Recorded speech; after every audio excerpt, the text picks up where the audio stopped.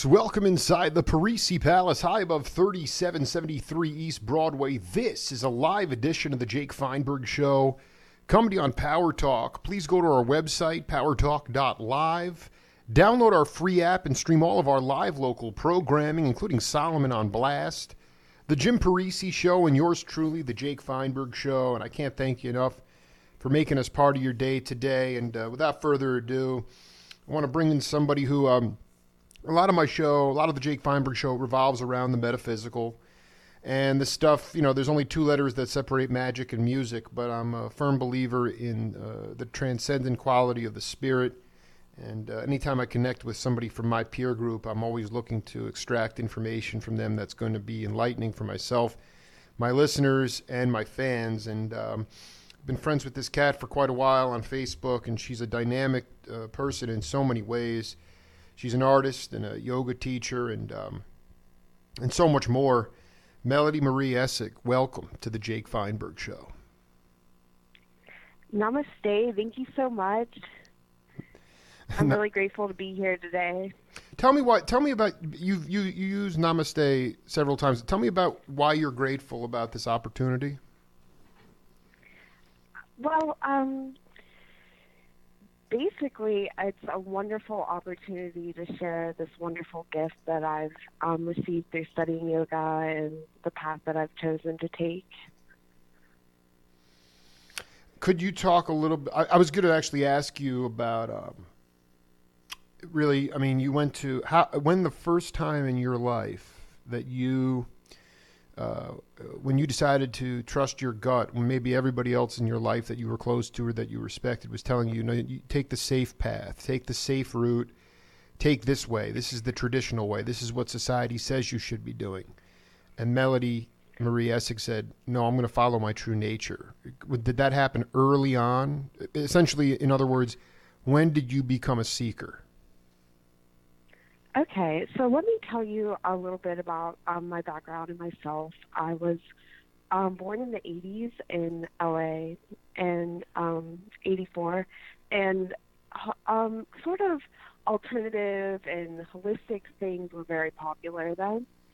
So I was a home birth, and my mom was, my parents were into kind of exposed me to, so I had a good head start with alternative, thought and wellness and spirituality and things like that. And then I moved to Long Island. I went to a private school where I learned how to I was exposed to meditation. Hold on for a second. Hold on one second. Hold on. Where in Long Island? I grew up in Stony Brook. Oh, awesome. That's so cool. That's so cool. I love living in Long Island, and I grew up near Jones Beach, and my grandma lived in Freeport, and we lived in Baldwin. So you were more of Nassau County. You were Nassau County. Yes. So, but I just want to hear that correctly. You were home birthed in Los Angeles. Did I hear that correctly? Yeah. So. Wow. And then you decided to go to a private. Then the decision was go to was it an all girls school or was it more of a progressive school? What was that about? Why did you decide to go all the way across the country? Exactly. It's called the Progressive School of Long Island, and they're wonderful people. Wow, I never heard of that. I've never heard of that, but that's really cool. You hit the nail on the head. Wow. Yeah, it was really cool. It was really great. I have a sister. She's 16 months younger, and she went with me, and it was a great experience. Like I said, they just, exposed us to different diversity, different cultures, meditation, things like that. So that gave me a really good head start. And, my best friend, when I was, went there, her family owned, a health food store, stuff like that. You know what I mean? So anyways, after that, we moved to Pennsylvania, which is where I'm currently located. And I went to high school in Pennsylvania, and it's not a progressive area at all. And which part are you in there? I'm in Western PA, about 45 minutes north of Pittsburgh. Wow, yeah, that's definitely more. That's not as progressive. But anyway, continue. It's not California anymore. Yeah, exactly. Yeah. So I went to high school here, and I felt like kind of an alien, foreign.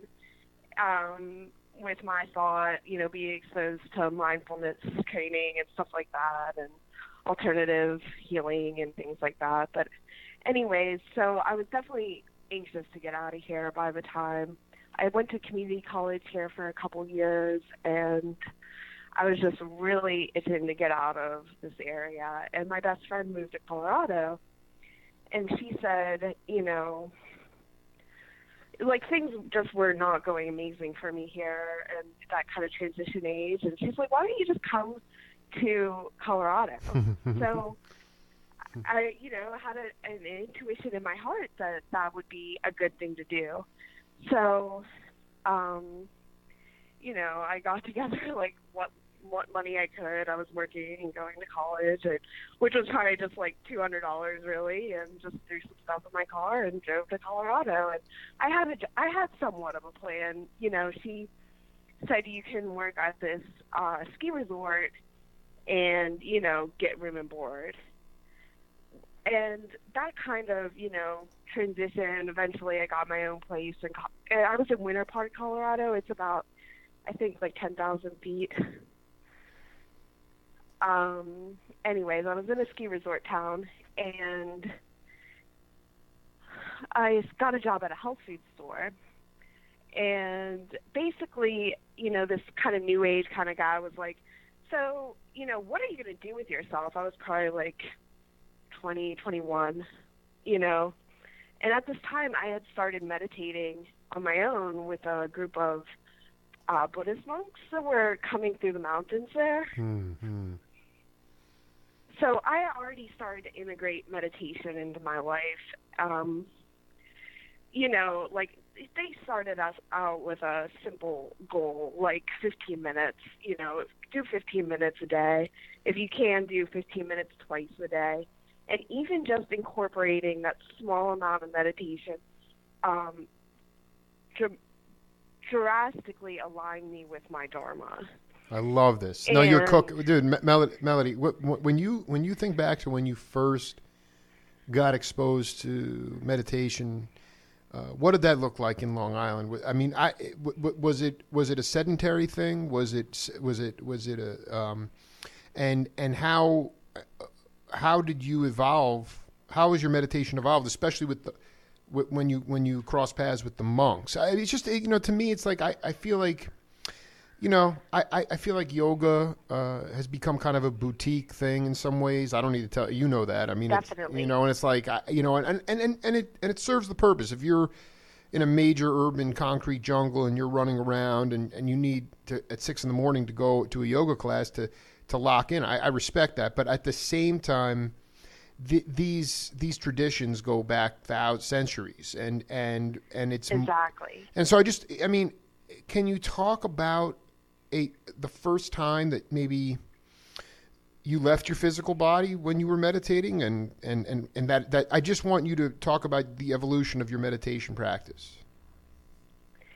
Yeah, I mean, when I lived in Long Island, I was just a kid. It was really just like, they just showed us, and exposed us to it. You know what I mean? It's great that you were exposed to it, though. I mean, that was pretty hip at that time.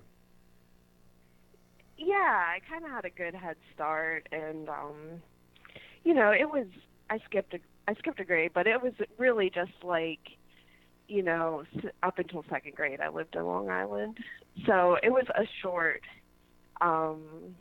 experience. You know what I mean? Experience there, but a really good one. I had a very, you also lived in Long Island. I lived in Long Island twice now. And I just want to, for the record, like I mean, I was born in '78, so I'm a little bit older than you, but I absolutely, I actually don't have a huge. My folks still live in Stony Brook. I like going back and visiting, bring my family back Great. there, but I did not love it there at all. I really don't. I don't miss the East Coast at all. That's to be honest with you. I mean, I never felt a good. Yeah, it's a whole different mentality out here, But what I'm saying is, like, I mean, you were like, yeah, you were at a point where I was at a similar age, where I was living somewhat of a nomadic life in Florida, and then I, for no real logical reason, I moved to Tucson. But when you got into the mountains with the monks, I really want you to talk about what that experience was like. That's the real time. That's the big time right there. That's the major leagues right there. Yeah, yeah. I mean, really, it is. And the thing about living in the mountains is there's such a spiritual energy there.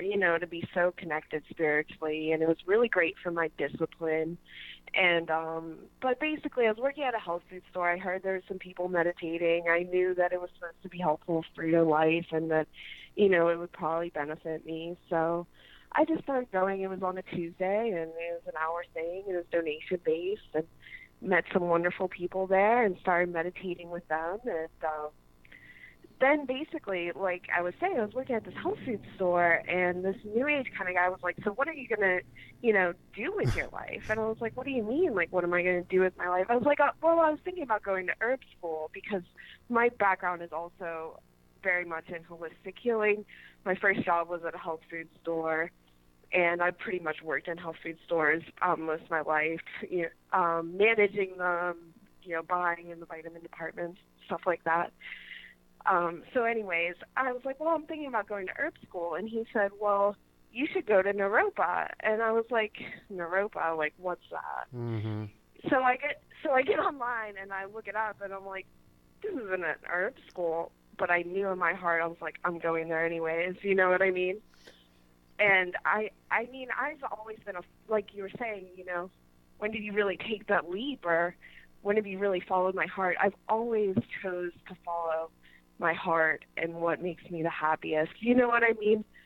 Even if it's not the easiest path, like it would, So I looked up Naropa, and I just knew that was what I was supposed to do. Like, I applied to it before I even checked it out, and then I did go to check it out just for the sake of it. But I knew that was what I was supposed to be doing. What gave? I mean, aside from looking it up, what was the sort of thing that made you understand that it was? I've been fascinated with it for a long time, just because I know that a lot of my interviews, I've done a lot of work with the Merry Pranksters and interview a lot of the remaining Merry Pranksters. Oh, cool. Yeah, and they I mean, it was all this confluence. I know Kerouac. I think either Ginsberg or Kerouac was out there doing all sorts of exactly incredible work, and I never have gotten there myself. But I mean, what jumped out in your heart that told you that was where you needed to go? That was the weird thing. Like, I didn't even really know. Right. Well, that's the best. That's how the best stuff happens happens in life, anyway. So that's fine. It was my destiny, and I just knew that was what I was supposed to do. But yeah, Naropa was founded by Chogyam Trungpa Rinpoche. That's right. That's right. That's right. Yeah. So he basically was a refugee. Founded Naropa, and they pioneered the mindfulness movement in the States in the 60s. And like you said, Jack Kerouac went there, Allen Ginsberg was affiliated with it, Ram Dass was teaching there. So it's a very famous liberal contemplative education, liberal arts private university. This is fantastic. I mean, so you skipped you went back for a degree program, or is it what kind of place is it? Can you just sort of like roll in there and sign up, or how does it work? How does it work? Yeah, so I had to apply, and I took out student loans like a lot of people do just to go. Sure. It's a pretty expensive university, but I just knew in my heart that was what I was supposed to do. So I did what I had to do to be able to do it. I worked full time. I went to college, and it was it exposed me to a lot of Eastern thought. And I did a yoga training there. It's one of the 2 largest yoga trainings in the world. It's a 1,100-hour teacher training program that's coupled with a degree. And, I have a degree technically in traditional Eastern arts, which means in yoga. I want you to talk to the audience worldwide about Dharma, specifically Dharma. People talk about karma, but I actually received My wife is Taiwanese, and so I connected with a large Chinese population here in Tucson.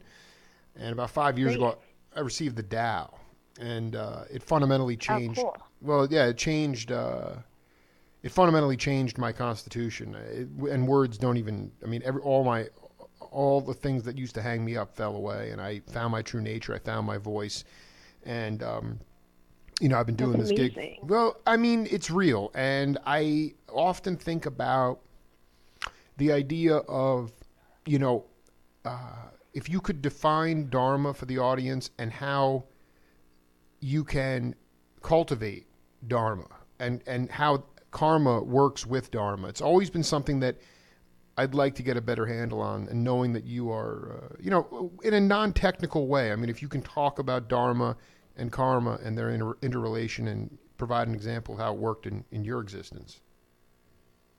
Yeah, so I mean, Dharma is a word for, which you probably know, like our path or our purpose in life, and yogis, and we believe that life is a gift and that it should be used to help others. That we're not here to be benefiting ourselves, that we're here to be serving others. And so, our Dharma would be our purpose in doing, in this life and what we're doing. And we want to enjoy every moment and make our time very useful. You know what I mean? And karma is really complex. It's heavy. There's so many different layers, Are they interrelated, what I though? mean Are by they that. are they interrelated? Yeah, I mean, karma is a word for action. So, how are we, carrying out our Dharma? Could you give an example of this in your life? Well, just saying, like, this whole story is just like kind of, I mean, not to sound too esoteric, but like, chance and situation and almost kind of like miraculous, like these turns of events that align me to end up doing this. You know what I mean? So like, to me, that's an example of a Dharma, because I wasn't really seeking to do that. I wasn't even really thinking about going to school at that time. You know what I mean? So it's like, that was obviously my path. You know what I mean? Was it something where you could say that when you moved from Western PA that you didn't really even have a clear idea of what you were doing, but then as it revealed itself, that's when your Dharma was Exactly. Is that right? I'm just trying to get it. Exactly. Because I'm living it myself right now. I mean, in so many ways, I'm doing things that there's no logic behind it. Exactly. There's no logic behind it, and without sounding too airy-fairy or esoteric. No, I but really it's want you to real. go Like there. you're saying, That's real. what my show's about. I don't. You Okay. You don't need to. Nobody's judging you. It's like this is about. Cool. This is about. You can be as esoteric as you want. I mean, miracles. Miracles are. But there's something. There's also a trust in that. I mean, you have to. Did it take you a long? Exactly. I'm still trying to learn that because I've sort of almost been just going on this insecure path and living outside the mainstream and trying to essentially remind people that they can live life by their own rules and not by the rules that society says you should live by. So, are you still trying to trust in that path that you've taken? Yeah, I mean, like that's a very famous, like, Ram Dass saying, like, bloom where you're planted, or your life is the course. You know what I mean? I just take things moment by moment, be here now, be in the moment, and, you know what I mean? He's saying what you're having going on, you're experiencing in your life is the course the curriculum that you need to be working with. So it's like, oh, I want to, basically, like, what do I have? What am I, here to do? And how can I work with that? You know what I mean? And, like, yeah, this is a very, very stressful society. people are looking for ways to cope, and there's there's so much to be gained through meditation. Just as simple as, like, you know, something as simple as breathing, and there's nothing far out about that, really. That's, something your grandma would say to you, like, if you're stressing out, like, take a deep breath, right? Yeah, So absolutely. there's nothing really weird about it, and there's everything to be gained, and it's a wonderful way to cope. And I do think very much outside of the box. I mean, I think this is a very competitive, can be a very competitive world, and I believe in collaboration rather than competition, and serving each other and trying to help make this planet a better place. Absolutely. Can you give an example of that? I love that. I mean, I actually, I mean, so much of it is also competition as it relates to what is considered to be successful, and in Western culture, that's monetary. How much money you make, and I look at it and I say, I'm not even going to try to get. That's bullshit. I mean, that competition Right. is not. So I'm going to go the opposite way and create original content, which you see on Facebook and what we're doing right now. There's no cutting and pasting. I'm going to burn a legacy. I'm going to follow my true nature, and I'm going to inspire regular people. Can you talk about a time where Melodie Marie And that Essig? takes fearlessness. Well, there's exactly no, and that's the Tao. Yeah. The Tao is there. I mean, I am not the same person I was before. It took me a minute to realize. A year after I received it, I was in Phoenix, and I literally felt completely empty inside. And Lao Mu, who is the spiritual pastor of the Tao, all of a sudden I just felt this feeling inside that said, "Come to me, come pray at the Holy House. Why did you receive the Tao?" And I realized at that point that it was, it just. So it took me a minute to understand it was a spiritual transmission, and I had never been bar mitzvahed, and my mom was Catholic. I never went to Right. church, so it was really my first spiritual. My mom too. Right. So it was Same here. it was your folks. Your dad was Jewish.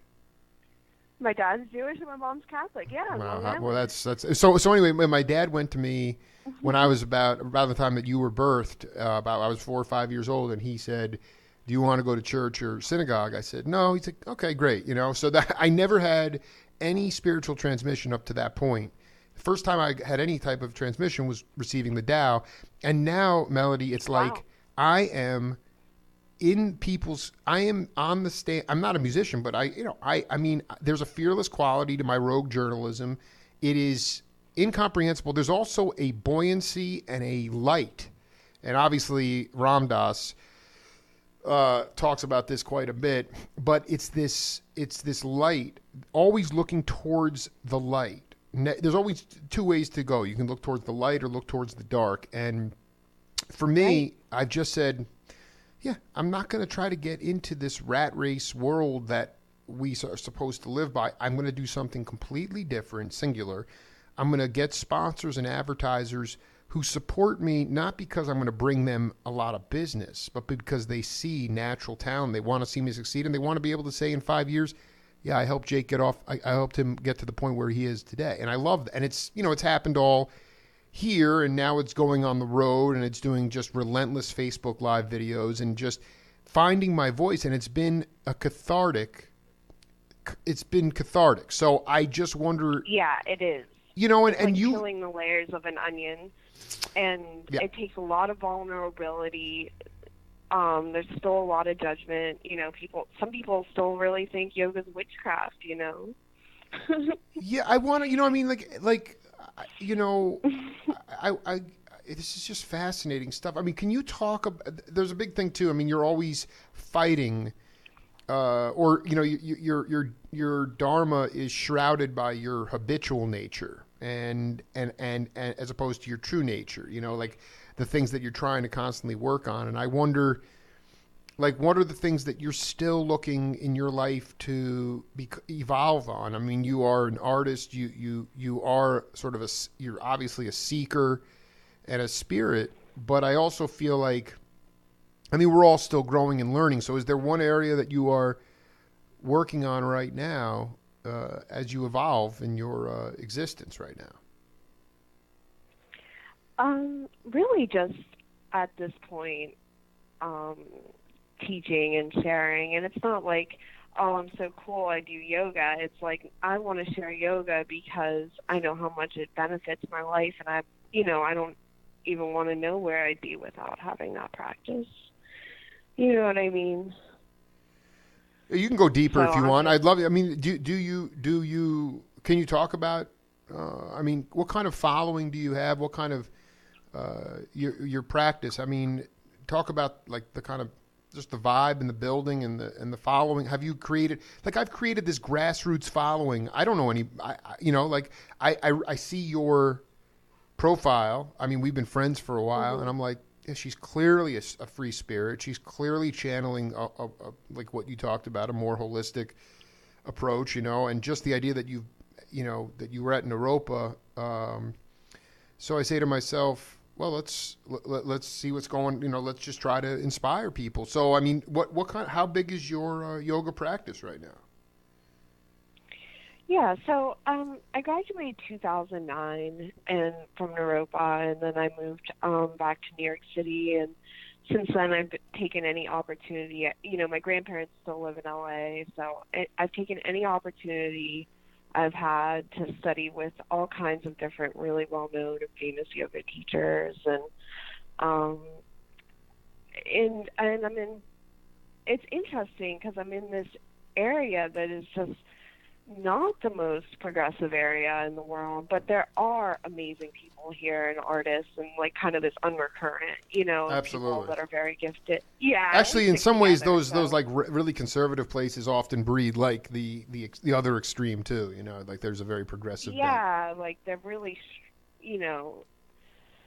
strongly connected. But anyway, so I'm not in Boulder anymore. I mean, in Boulder, every day of the week you could go to a kirtan, and do Yeah, chanting, yeah, or I know. you could go to, yeah. I mean, whatever different type of thing you wanted to do, classes with famous teachers all the time, every day there. Same with LA, but yeah, it's not that way here. So here I'm really like working to, it's almost like, is that my dharma? Here I've had been exposed to so much Eastern thought, and then I'm in this area that isn't as progressive. So it's almost like, well, why am I here? Well, maybe that's my course. So how I was talking about, like the course is like, well, I'm going to be here in this area and help, wake up this area and share this gift that I have. So anyways, that's been, a lot of work promoting my classes, getting people to come, because the thing with yoga is it's a discipline. You know what I mean? We get the benefits because we put the time in. You know what I mean? Don't say you know what I mean, because I don't. I want you to talk more, but I think this is about enlightening people. I mean, this to me. So I mean, like, what are the most important qualities of leadership as a yoga teacher that you learned? Because, like I said, I don't know, living in Boulder, you're like just marinating in it. And now you go to a place where you really could carve out a niche. I mean, is it about converting? That's the wrong word, but is it about bringing in people that this is like antithetical to them, that they were on the other side and Yeah. I mean, is that kind of what you would like to do, is to inspire peeps that maybe came from a more, fundamental or organized religious kind of upbringing? I mean, what are your goals, and what are the strongest qualities of leadership in Melody Marie Essig's mind as it relates Yeah. to being a yoga teacher? Yeah. So it's just like, opening up people to um, a totally different mindset, and being open to, healing their bodies, being more in their bodies, less in their mind, breathing. So really, just there's so much tremendous benefits. And yeah, so I'm here opening up people um, to this, to a totally different philosophy and mindset, and exposing them to it. And that's a lot of work. I mean, I don't know if you know much about Yogananda or anything like the self-realization fellowship, but he said that coming to America was this most horrible thing. He was terrified all the time. He was subjected to so much ridicule. People looked at him like, like a mystic snake charmer. They even tried to get him exiled from the States. And he's contributed, he's a saint. Well, hold on. So what, this is amazing. So what year did he come? Oh, gee. I mean, was it in last century? 1940? Yeah, so he was ridiculed, just showing you how, how... Yeah, first, I'm trying to think. The point is that he was ridiculed, but... 1800s? Okay, I'm going to look this up so we can get a clarification, but the point is that he was... Swami Vivekananda was the first to come here, and that was like late 1800s, I think. And what you're saying... in your education, how did he stick it out, and how did he wind up gaining traction to the point now where, I mean, he has become, he's considered one of the enlightened beings of the history of yoga? By pioneering all this stuff and being brave and coming to California and teaching. There's the Self-Realization Fellowship in LA. Are you familiar with that? I don't want you. I want you to just riff. I'm not familiar with much of any of this stuff, so I'll tell you if I am. But you just cool. Yeah, he wrote this great book, Autobiography of a Yogi. It's filled with miracles and things that defy reality as we know it. I highly recommend reading it. George Harrison gave everybody he knew a copy of that book. So, well, many of the musicians. First of all, he came here in 1920. He went to the United States on aboard the ship of the city of Sparta. But a lot of the musicians a lot of the older cats, when they were, especially in the early 70s, and they were really getting off on being in bands together and like being a unit. I mean, they were reading the same spiritual texts, and Autobiography of a Yogi was right at the top of it. One thing I wanted to get at with you is, could you talk about a teacher that you had, yoga teacher, not from the States, that from the East, that had a profound impact on you? Talk about one of your teachers that had an impact on you from India or anywhere in the Eastern world. Sure. So, like I said, I worked with the Buddhist monks. Those had a tremendous impact studying with them. And then at Naropa, I had amazing teachers. The teachers at Naropa aren't just teachers. They're like masters. You know what I mean?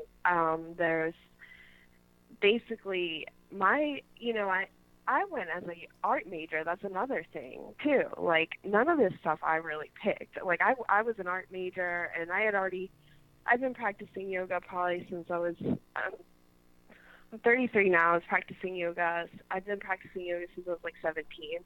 So I had already been practicing yoga for years daily by the time I showed up at Naropa.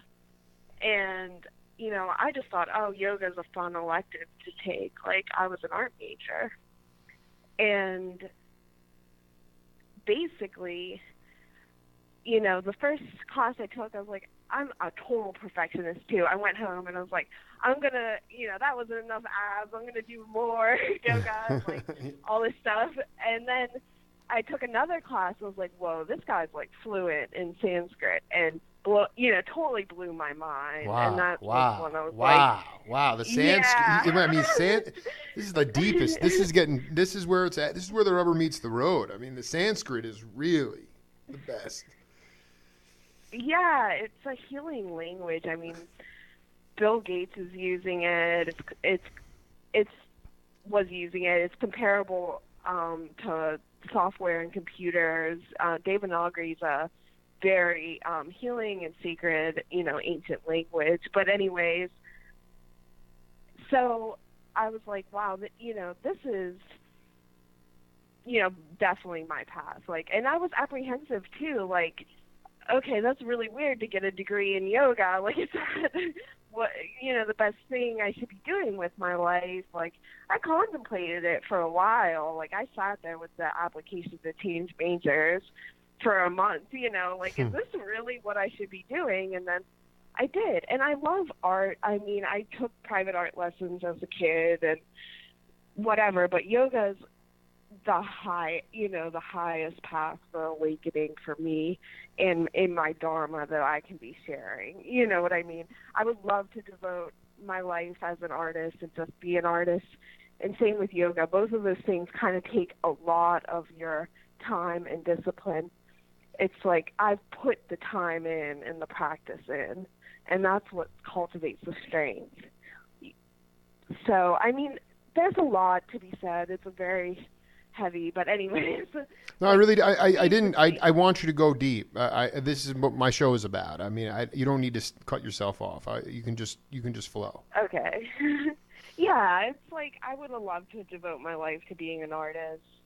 And also I have to support myself and make a living and pay bills and all this stuff. Well, that's what I'm trying to say, though. Like, what did these masters, I mean, when you're talking about these Buddhist monks, I mean, what was their rationale as related to monetization? Because I don't want to, we have epidemics in certain cities now in this country with homeless population. And my heart goes out to them, and I realize that. But what was the rationale as it relates to Dharma versus supporting yourself? Was that something that was always built into the construct where it was like, Melodie, you can do all the Sanskrit and you can, do all this incredible yoga, but you got to you got to find a way. I more and more, I'm just sort of saying, I just want to drop out.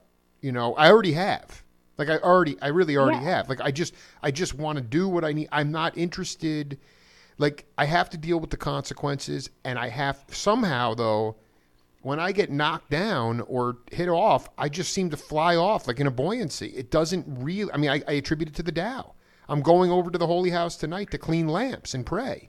It's just like I mean, I'm praying in Chinese, but it's like this is like the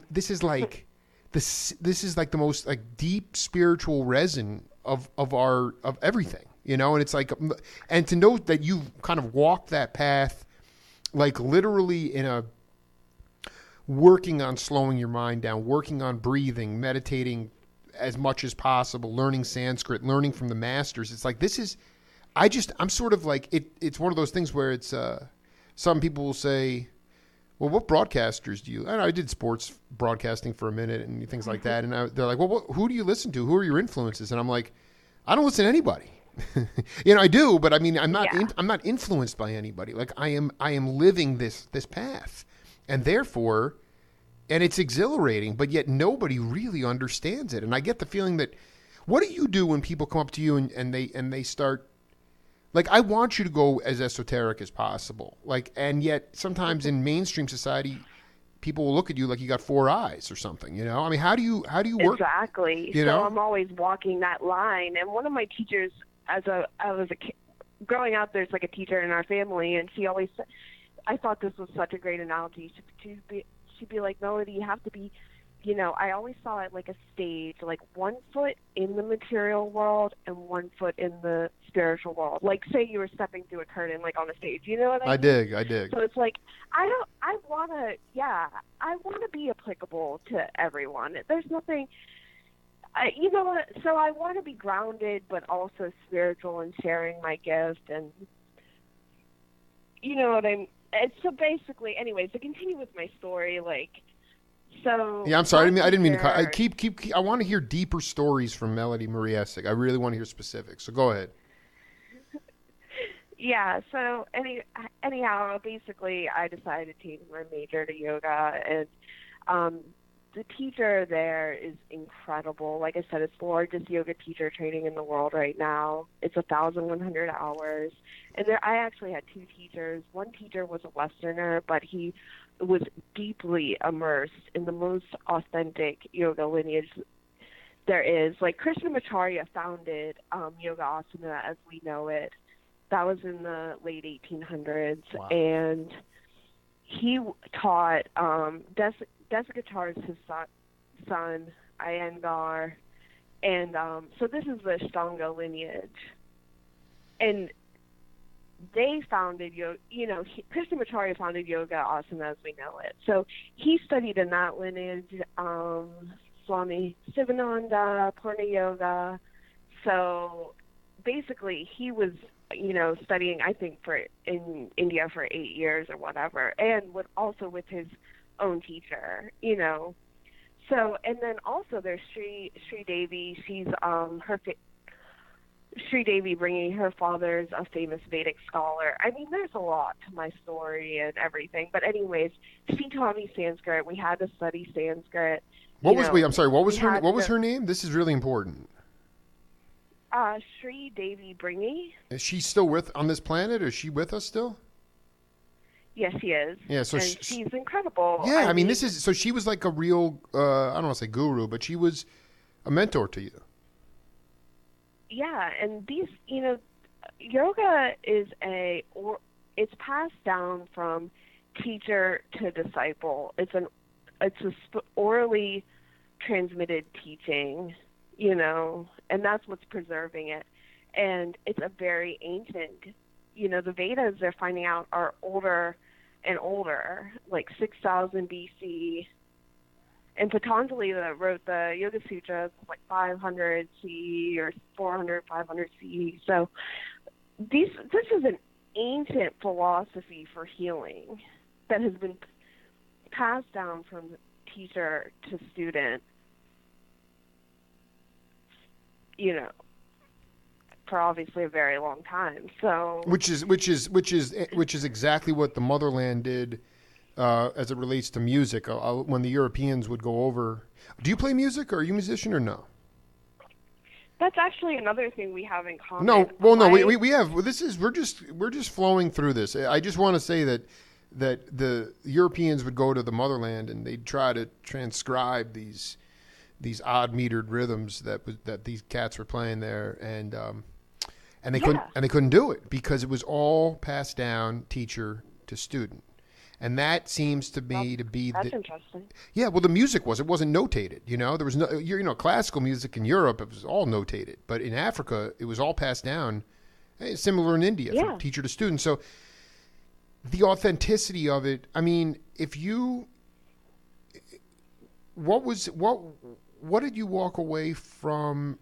So you dove headfirst into this. You could get a master's or an undergraduate in yogic practice. What was the actual name of the degree? Exactly. So I got a BA in traditional Eastern arts, which basically is their way of saying, it's a fancy way of saying I got a BA in yogic studies. And it was coupled with a 1,100-hour training that was very extensive. We were doing yoga asana for hours a day. And then also studying yogi theory, history, theory, and philosophy, Sanskrit, history, all different things. And it was a really incredible experience. And then,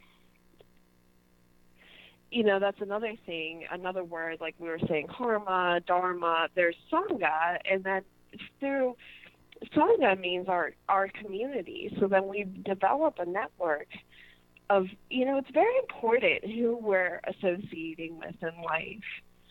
And we need to be associating with like-minded, upbeat, cheerful people that will be supporting us on our path and that are also practicing the Dharma, studying studying yogic texts.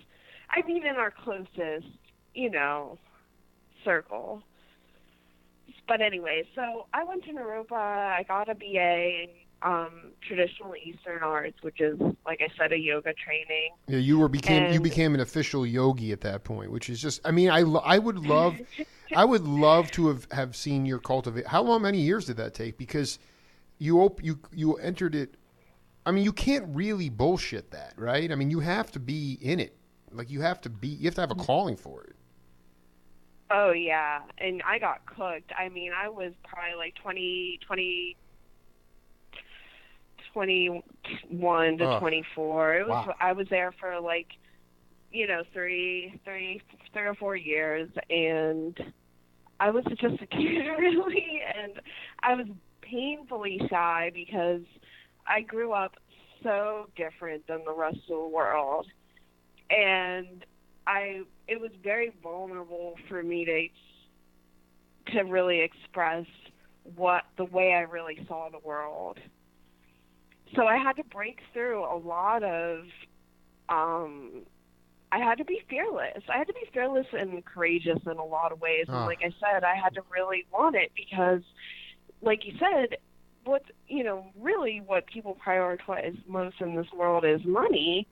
And like, I had to be fearless and be like, well, I'm going to just take out student loans to go to college because I'm following my heart. But absolutely. that's one Going, I mean, thing. just, it's almost like you're just diving into what it's like, oh no, all this debt. And it's like, okay, I mean, you only live this life once. You only Right. live this. I mean, who cares at that point? Anyway, at that point, you're out on the limb, and you know that it's okay if you fall, but you're going to try not to fall. But it's this insecure path, and at that age, I mean, that was young for you to be able to have that fearless streak, and maybe it's because you were. I mean, maybe you were being cultivated from a young age at being incredibly progressive by your folks and the sort of Yeah. things that you were exposed to. Which is what I was going to say is my parents are both musicians, which is what I was going to say is another Wow, thing we have in really, common. really. So yeah, so hence my name Melody, and and you asked if I was a musician. I love singing. I love doing kirtan chanting. I love playing instruments, and they taught me how to play different instruments, and that was very highly uh, valued in our family. I have more of an artistic, like fine arts, that comes innate, but I do love singing. In Naropa, we learned how to play the tambora, which is that drone Oh my! sound Wait, that so you actually keeps had you there was a into. class on tambora? Yeah, Oh, like my teacher is an Indian classical musician, and what's their name? Sri Devi Bringi, and I might need to connect with her that. daughter. I'm obsessed with the tambora. I love this. I mean, that drone is just, it's a hypnotic thing. Yes, exactly. So, when we wake up when we wake up in the morning, we're in more of that alpha state, and then as we start to go out in the world, we come into more of that beta state. And that beta state is more tense. Like it's been studies have shown that you're having more thoughts when you're in that beta state. So yoga, and meditation, the aim is to still our thoughts, still our mind, and it's kind of this is where Naropa transcend and my yoga training transcends kind of like it's like you're saying that kind of boutique yoga. It's like this isn't about being a size zero. It's about what I mean, being healthy. Oh, It's about being. absolutely. Well, no, but here's the bottom line, Melody. This is the thing. It's about affecting change, positive change in your world. What can you do in your world to inspire people around you? If you get dragged into these macro topics and you try to advocate for that, I think it can become overwhelming.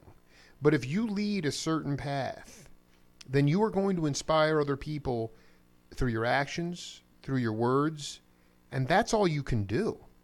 I mean that Exactly. so, Thank you. well, Yeah, I it's mean, like. I mean that so much of it is we're living in this dystopic time with negativity.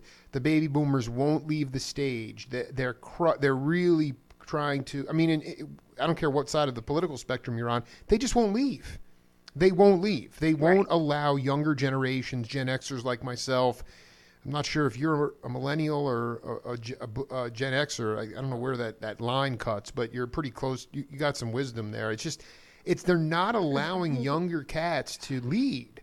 So what you have to Mm-hmm. do is through your own true nature and dharma is to lead in your world and affect change. That's what I'm saying. You probably you wind up running into, what would be amazing is if you were able to start a class with a bunch of Western PA cats that were like, gun-toting crazy, people, and all of a sudden they're putting the guns away. I mean, all of a sudden it's like they're fine. And it is kind of like that. Have you been doing that? Whoa, that's well, yeah, it starts out and people are like, whoa, that's like blue collar workers, whoa, or whatever. Yeah. Like, oh, that's weird, Weird, right? Weird, yeah. Yeah, and that's really what it is. It's just people don't really understand what it is. You know what I mean? Have you gotten those about those skeptical cats into your class, any of your classes, and what do they say? And then next thing you know, it's like you're spoon feeding them this stuff, and you're teaching them It can be. See, this is your path. That's your path. We've obviously discovered exactly what you should be doing now, which is taking away some of this cultural, because there's cultural bias that builds up and I don't want to say, I'd get my ass kicked in these places. I wouldn't do so well but if you come in as completely, sort of unassuming, and they can say these certain things, but they sort of they get a feeling of the vibe and they say, I'm going to check it out. If you are changing and affecting minds and getting people out of their habitual natures of thinking about, because nobody is born to hate. Nobody is born to hate different looking, and so it's all, you're built up like that. And you're living in one of those classic places with the, where, the fracking is there and the cats are saying, well, exactly. and I don't want to stereotype, but it's like, I bought my gun. I am not on welfare. I earned this, and it's like,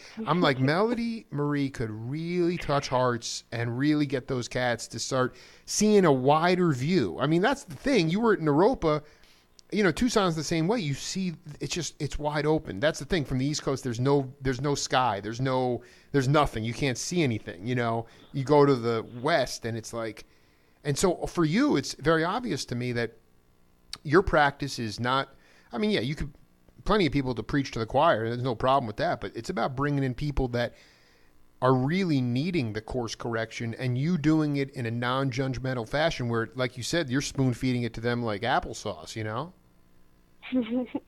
Yeah, crazy stories about, defying reality, really. And people are like, oh, there's no facts about that. Really, there is the science to prove. They've documented monks levitating, and I don't know. Do you know exactly what they say? You use like 13% of your brain, 14% of your brain. So what if you activate all of that, and then that's where you're potentially getting into things that are defying reality as we know it? You know what I mean? I wanted to read you this quote. I don't know if you know this Dr. Larry Brilliant, if you've ever heard of him. He was sent. Sounds familiar. Yeah, well, he has the SIVA Foundation, which is it's a corrective. Yes. Okay, and he went to India and connected with Maharaji and had a very amazing experience with Maharaji, where one night by himself, he went out to the outhouse to go take a pee, and then he looked up and he looked up in the heavens, and he had just lost his mom a few months ago, and he thought about her for the first time and smiled, and then he went to the bathroom, and then he went back to bed, and the next morning Maharaji said to him, you without knowing any of this stuff, he's like, you have a dream about your mother last night? And Dr. Brilliant said, yes, I did. Exactly. And then he pointed to this part of, by the belly, the spleen. He just kept saying, and he didn't speak any English, and he just started saying spleen, and he knew. Okay. Yeah. And at that point, this might have been Ram Dass. I'm sorry, Ram Dass broke down and cried. That's what the story was. But It was Ram Dass's mother that had the spleen. The spleen thing. Yeah. So at that point, so then Brilliant goes a little bit later on, and Maharaji says, your mission is to solve eye disease cure blindness in India. You must do this, and that's a whole other story. And I'll send you the interview because it's cosmic. But this is, I want to read you this quote from our interview that I did with him last year and just get your thoughts on it. He said, what Maharaji said about LSD was that it is yogi medicine. It will allow you to enter into the room and bow down to God, bow down to Christ, to kneel before him. Then your time is going to expire, and you're going to have to leave. Wouldn't it be better, instead of coming into the presence of God as a thief in the night, wouldn't it be better if you earned your way in? That has been, for me, my life and my friends' lives, the opportunity to earn our way in. In that sense, we're not so different from everyone else in any religion, because all the great religions at their heart try to tell you a way you can earn your way into the presence of God. That's what the psychedelics do. They are a shortcut. But because you go so quickly and you're so ill prepared for what you see at the end, some people bloom the most beautiful flowers like a hothouse. Some experience weeds. It would be better to earn your way in, and that's the way I feel about it. Can you riff on? I would also love to ask you about your experience. Definitely. Because I would like to talk to you about your experiences on LSD as it relates to Eastern spirituality as well. Same thing. Like, basically, my teacher told us the same story, right away when I was 20. I did. That basically, Ram Dass went to the guru, went to Maharaji, who is a saint, and the saint said, Maharaji said, give me your acid. And he's like, No, that's what he said. I'm sorry. He gave him 4 horse pills that would have put somebody on the moon, and it didn't affect Maharaji's temperament at all. I'm sorry. Go ahead. Continue. Exactly. Yeah. So, Ram Dass was a Harvard professor. It seems like the whole story. But basically, he gave it to the guru, and it didn't affect him and when my teacher told us that story, I said, I want to be there. I want to be there in that. And I think almost people think I'm on drugs sometimes because I'm so happy, but I'm really just happy because I'm breathing. Right. I'm happier beyond what you could cultivate with drugs. You know what I mean? And that's crazy to think that just because you're happy, that people would think you're, you know what I mean? I completely, well, I mean, did you experiment with psychedelics at a certain time in your life? No, I really just wanted to be able to cultivate that happiness. Wow, that is so perfect, because so many cats. Yeah, go ahead.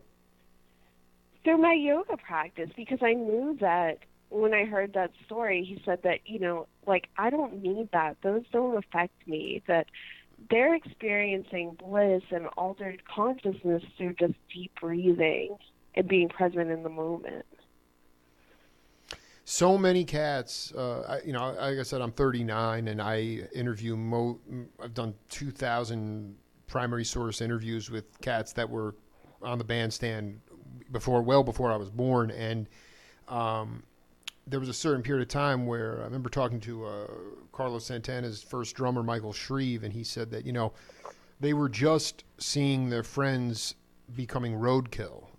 They were dying because of the drugs, because a lot of the cats were doing, like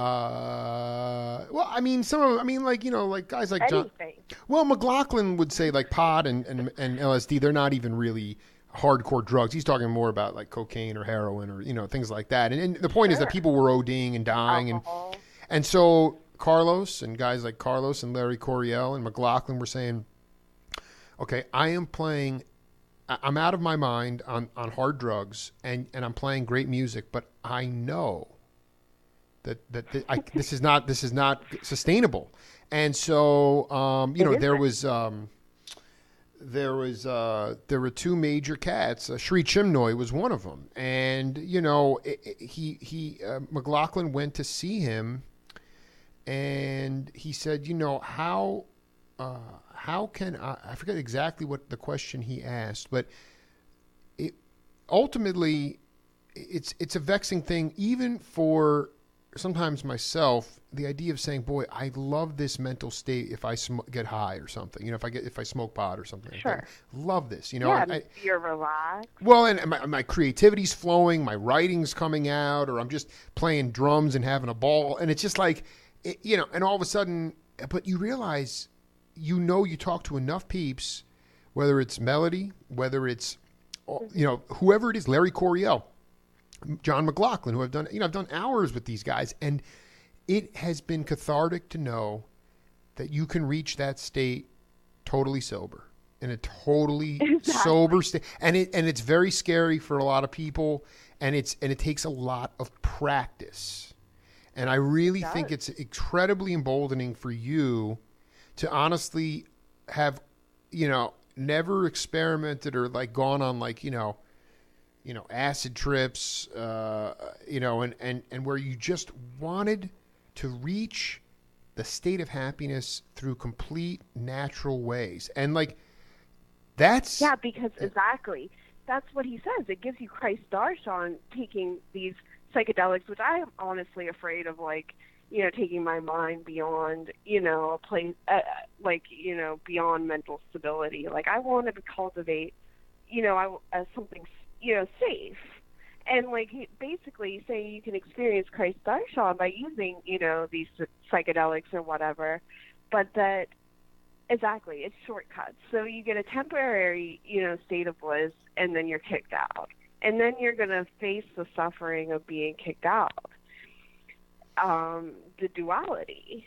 So, that's what yoga, the word, really means, to union, to create union, to create unification with the divine and with that presence. And like I was saying about the breath, breathing is taking you into that alpha state. And when you're in an alpha state, it's when you're in that more creative place, which you're saying is like that great feeling you're getting, people are getting. No, I mean, I can't believe you talked about the alpha state, because I'm doing a documentary on Stan Getz, he was a great saxophone player, and he would get into this state where his eyes, when he was playing live, he would get into this, what he called the alpha state. But for him, yes, that only, a lot of the time, that meant drinking 10 shots of Scotch neat and doing heroin. He was crazy.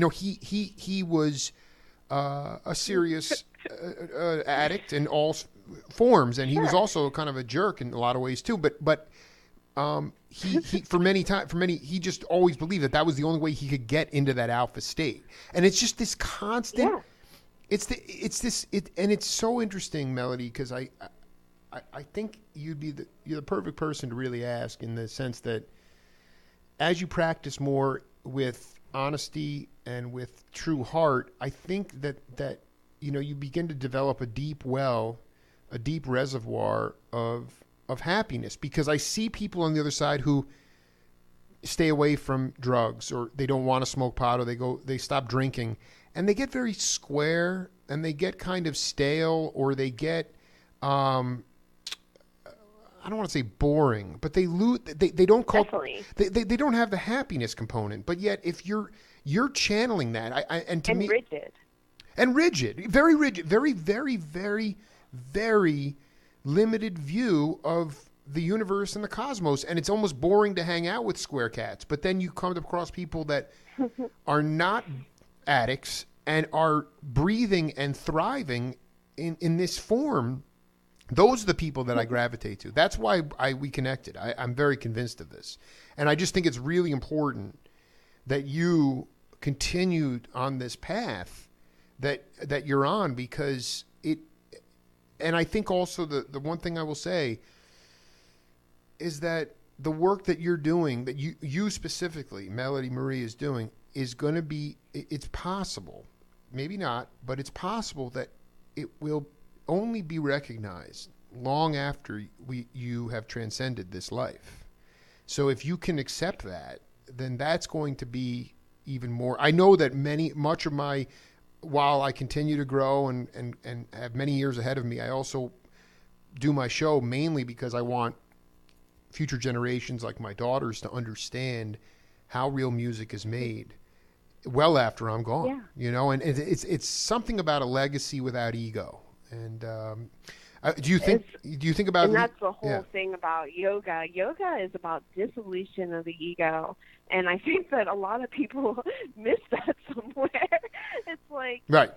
you know, Right. Somehow yoga, it's like a superiority thing or something. Yeah. I don't get it. Yeah, it's like I do this, you know, bourgeois thing. Yeah. Right. Like, Yeah, it's so bourgeois. It's so like laissez-faire, like boutique thing. You know. Like I got this Lululemon pants and like whatever. Yeah. I mean, that's not what it's about. You know, the working out, the asana part is tremendously healing. And the combined movements with the breathing, and you're doing these movements with your neck that aren't normally done, that are taking you into these healing states of consciousness.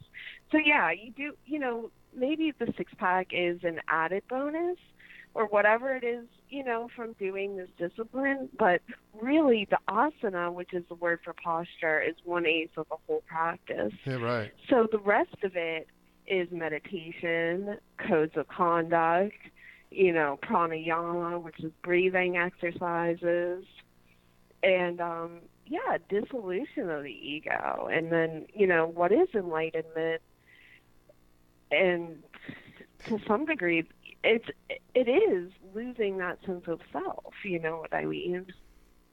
I just would like you to talk about, because what's really fascinating is that when I talk to the pranksters, guys that were involved with the acid tests, I mean, they talk about LSD, and when it was legal, when the government actually made it, and it was legal in this country. A lot of people don't know that, but it was the greatest ego deflator that you could possibly have. I think Grace Slick from Jefferson Airplane said that if she could do one thing with Donald Trump, it would be to give him a hit of acid, because it would all the preconceived notions that we believe are gone once you do that. But now you're talking about an ego, I forget the word you used, but can you talk about how how does can you talk about how your ego dissolved by doing serious, heavy yogic practice?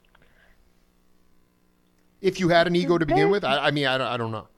Yeah, I would say that my personality has always, I've always kind of had a sweet and gentle personality, and not competitive by nature. And maybe, you know, and I'm sure going to the private progressive school as a kid helped, you know, with not feeling competitive. But then there's also my personality. And then, of course, studying yogic texts and philosophies, you know, is going to help further integrate that. And I just want to be, you know, a nice person. I want to, like you're saying, that Gandhi quote is so important. Be the change that you want to see in the world.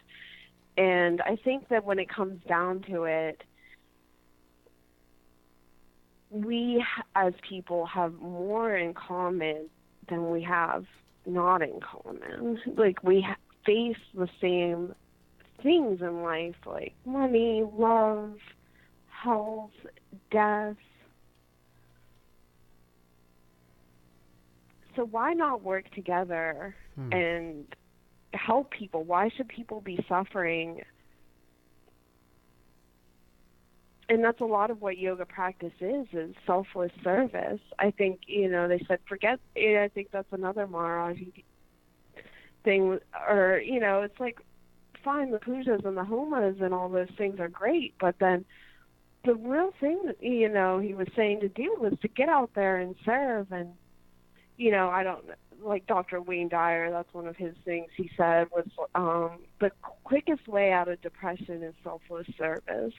And it's not about me up here helping you down there. You know what I mean? Where there's that kind of like pious thing, like I'm helping you. It's no, I'm helping you because we're one. And, you know, that's a Christ teaching. Like, any dollar given to, you know, a poor person is given unto me, or whatever. You know what I mean? Absolutely. I mean, this is my only way of. I mean, I spend my livelihood, you know, conducting phoners. Although, like, I'm leaving for Oakland and San Jose to do Facebook Live, just relentless. I mean, I'm just doing these interviews live on video because they're inspiring people, or, you know, whether they, you know, or they're or they're giving people imagination. And it's the only way I know how to connect with the spirit.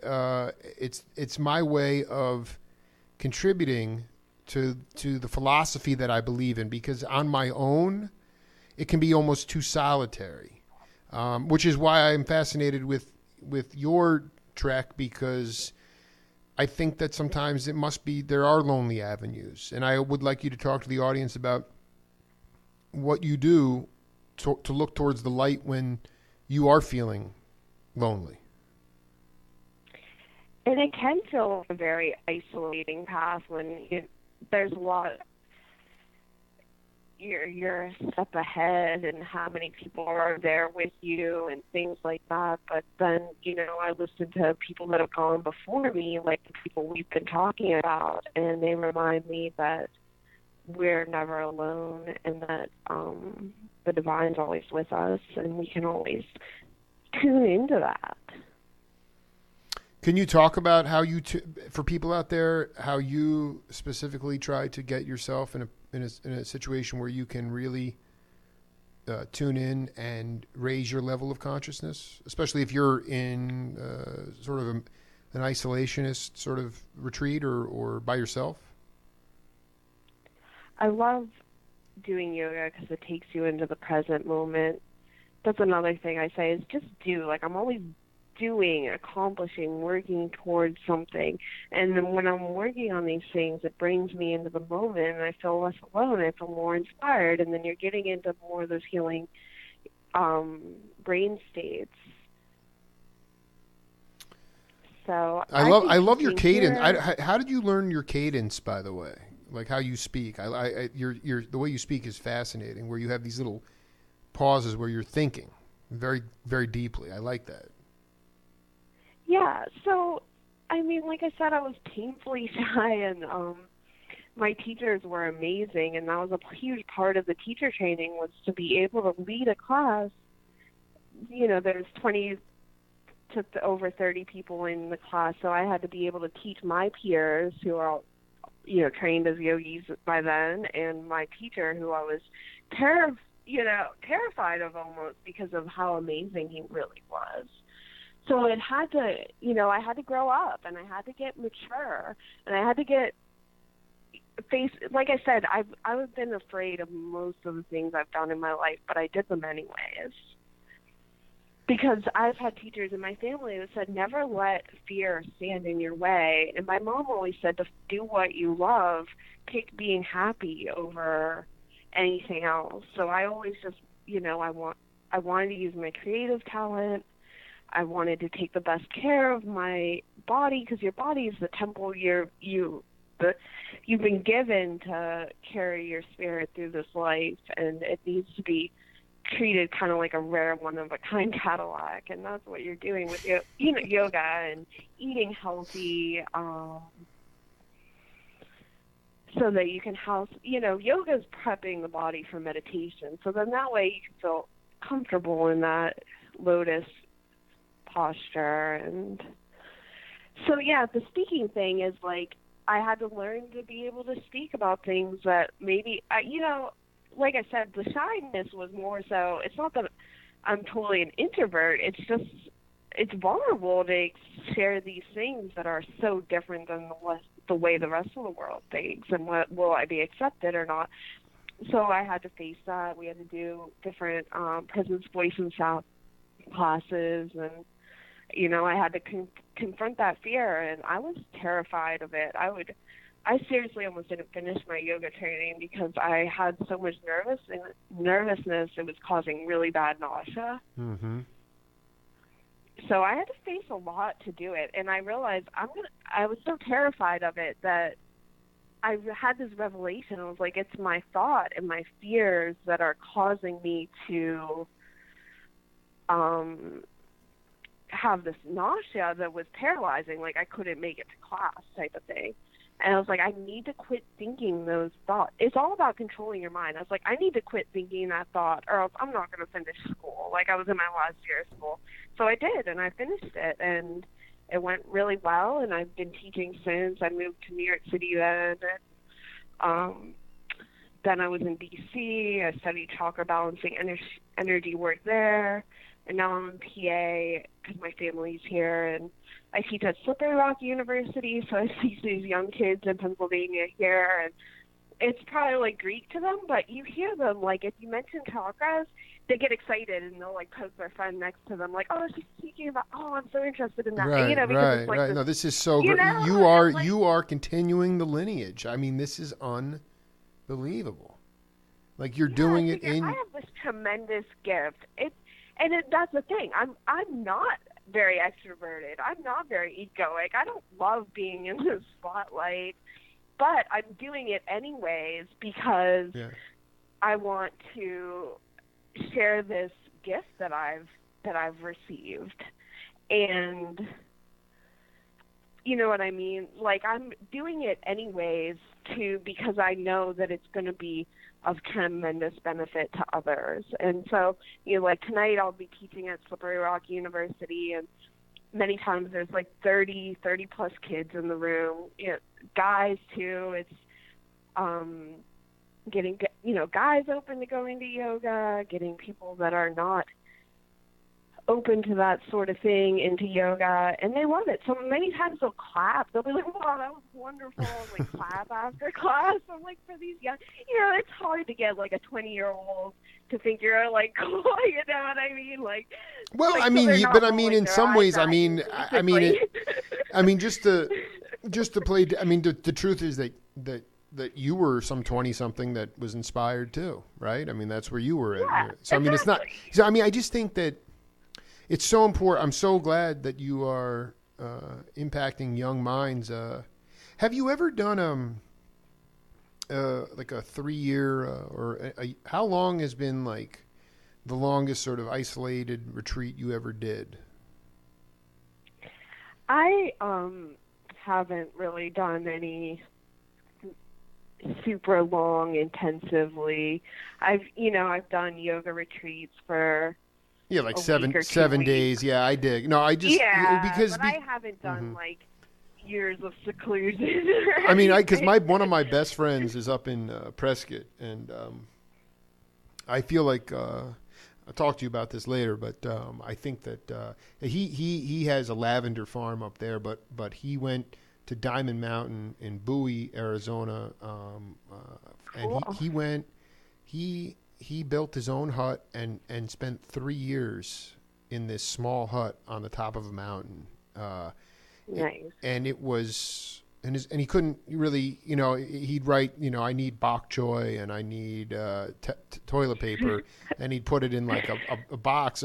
And his girlfriend lived like 20 feet away, and you know, they couldn't communicate, they couldn't talk, you know, and it was, wow. I mean, this was hardcore. This 3 years. And that is hardcore. And he did it. Can you imagine how hard that would be? Yeah. Well, and now he's got. That's cool. It is. I mean, but. Yeah, I mean, I admire it. I'm still, no doubt, I'm still trying to work through a lot of my own. You know, everyone has their own madness, but I think that, you know what, I think the most important thing is you are in the perfect place. I also,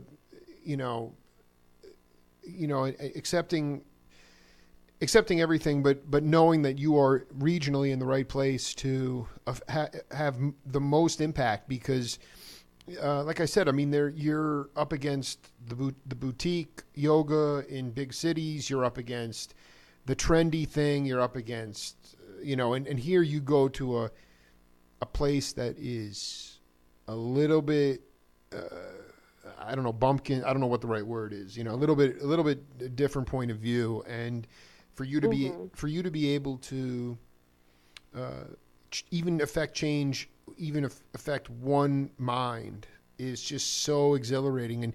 And the thing is that, like, when I do stuff, you know, whether it's putting up excerpts from my radio interviews or doing these Facebook Live videos, I can actually feel when people are, if I put up something that is controversial and maybe involves them, I can feel their anger, And on the flip side, I can also feel exhilarate. I find myself laughing out loud. My older daughter's like, "What are you, Dad? What are you doing?" You know, like, and I'm like laughing because I can feel somebody else getting entertainment from the stuff that I am producing, and it's like that is so far beyond.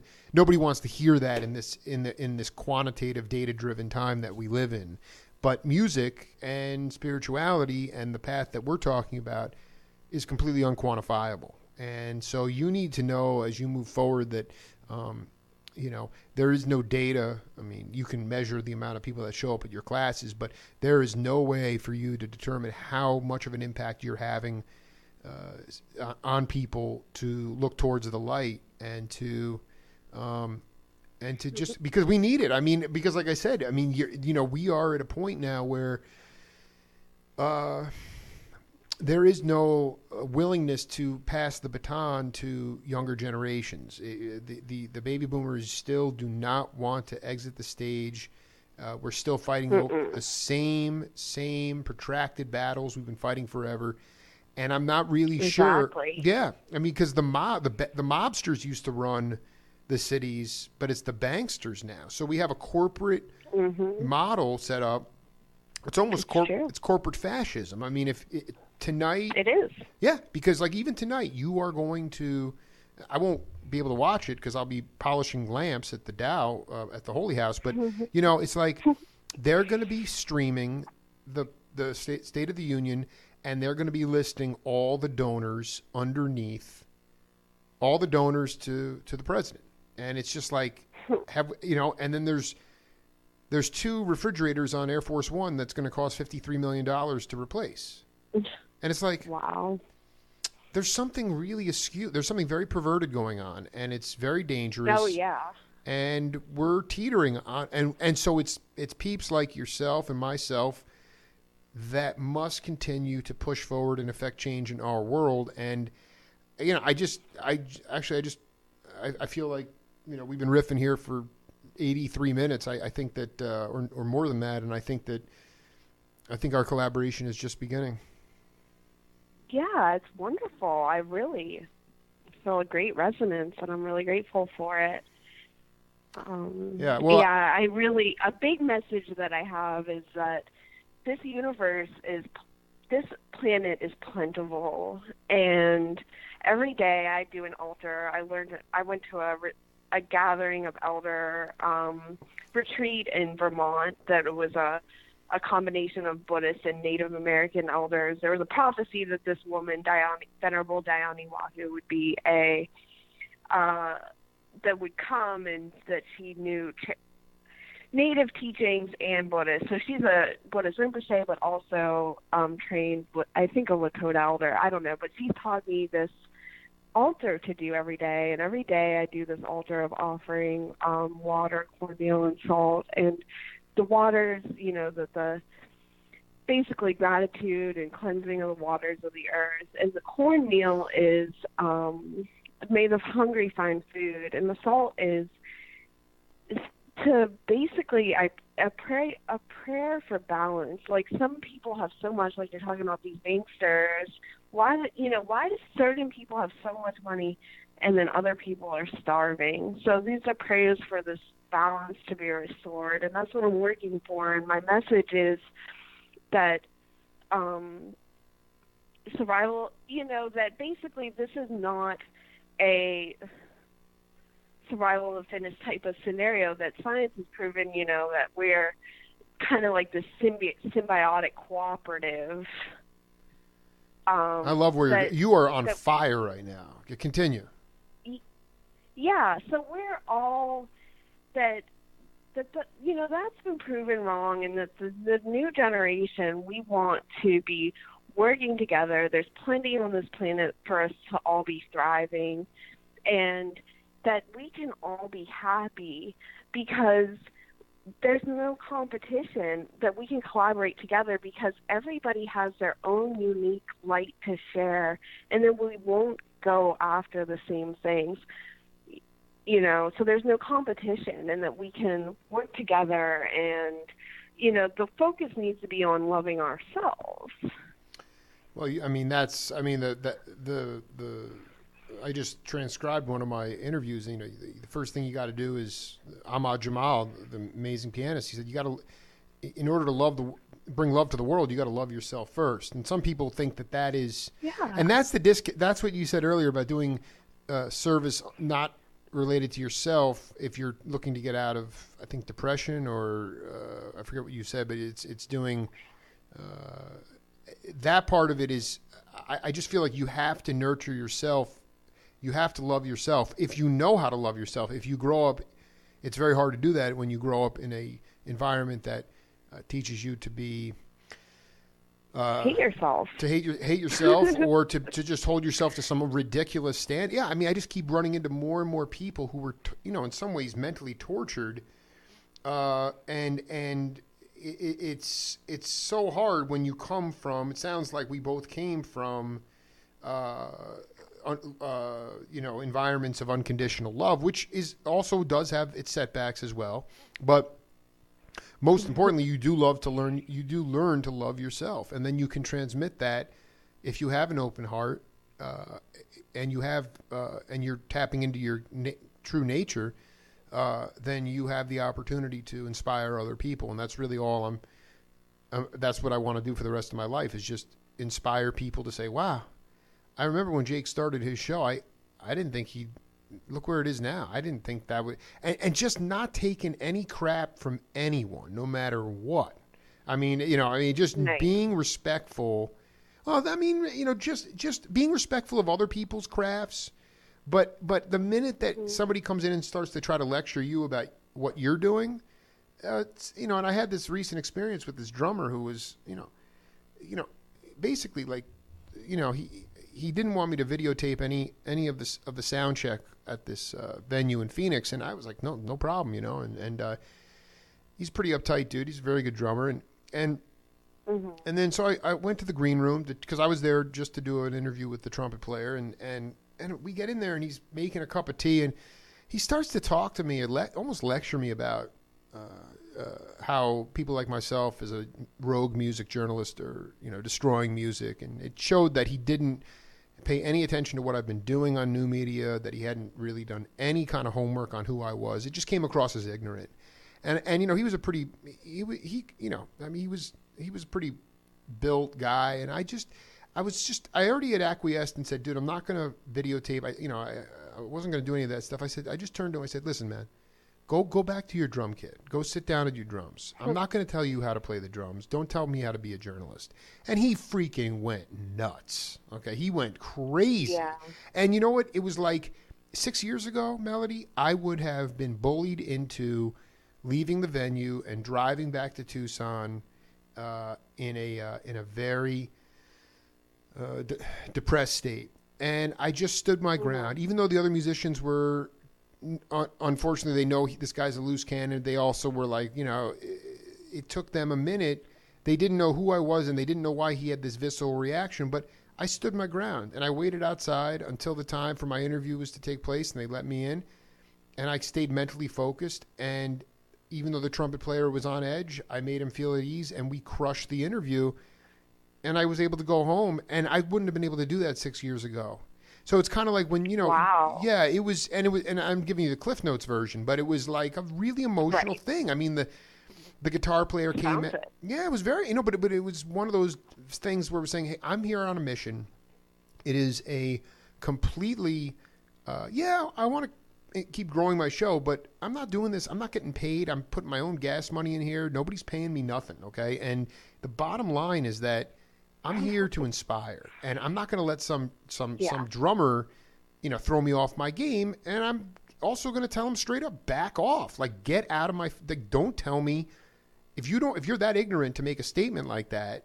If you think I'm really killing music, then you haven't done your homework. So, and I run into that all the time, and I'm learning how to control or manage my ego, which I think is just an ongoing.